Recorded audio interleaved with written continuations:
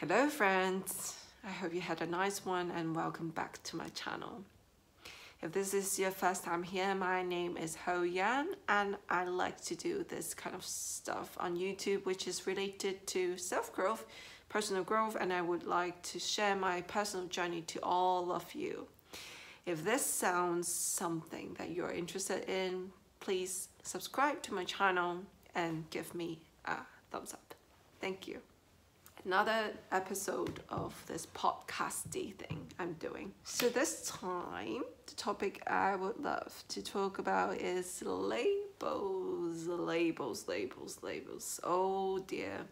And why labels are bad for you. Okay, first of all, let's talk about why does label even exist in our society. First of all, it's convenient. Second of all, it's easier. It's easy to identify people. Number three, it's less complicated. Kind of the same, but we have billions and billions of people in this planet, and oh boy, we need those labels. We need to identify each of those persons with these labels. For example, if your friend asks you, how's your friend doing? How is he like? How is your boyfriend? How is your girlfriend like? And then you're gonna say, oh, he's quiet, he's outgoing, he's an introvert, using all these kind of labels, right? Rather than, and you wouldn't say, I can't really say because everybody is an individual and I can't really say. That is the truth, but labels make things easier and make things work faster. That's why we need labels, and that's the only reason that I can find that's helpful. Yeah. And also, labels create community. So for example, you can say, I'm gay, so I'm part of the gay, LGBT society, community. Okay, that is one of your labels. That is part of your identity, right? So, which is a good thing, creating community, creating, different communities in this big world. But I think labels kind of set boundaries, too much boundaries for us. And I am a believer that if we set boundaries for ourselves, if we believe that we can't do something or we need to do something because we identify with that label, we would think of ourselves being that label and the trace of that label, even we don't necessarily agree with that, if that makes sense. So for example, how do I say? For example, this cat's kingdom. I am part of cat's kingdom. So in order to have this label, to be labeled, to have this cat's kingdom label, I have to be patient. I have to love cats, yes, but I have to hate dogs. Okay, so if I were a part of this community, I fit with the top two traits, but not the third one. I have to hate dogs? What? So what I'm trying to say is, today you have this label. You're labeled as quiet today. For me, okay, people can label me as quiet. Oh, you're so quiet. And people always say that to me, and you don't talk a lot.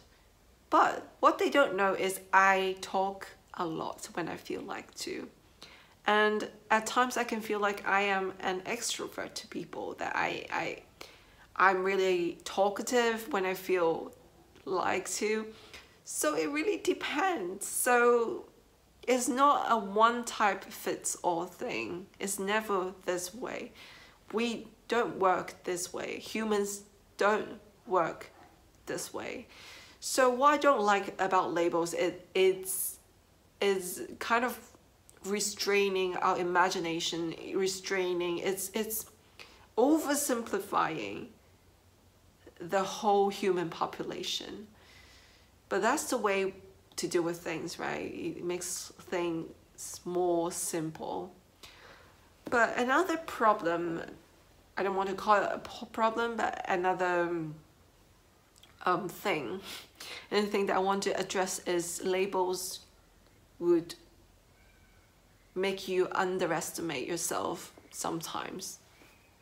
For example, when I used to be labeled as quiet, and that I cared so much about it, like 4 years ago or 5 years ago, I would really think that, oh my gosh, I'm quiet. I wouldn't be able to talk in public because I am quiet and shy and I don't like to talk. And slowly I feel that the environment around me, like people around me, their comments around me kind of shaped how I felt and how I thought about myself. And slowly, not slowly, but and slowly I kept, it doesn't help with the whole situation. That is to say, growing up, I've been labeled as quiet all the time, and I say to myself, let it be then.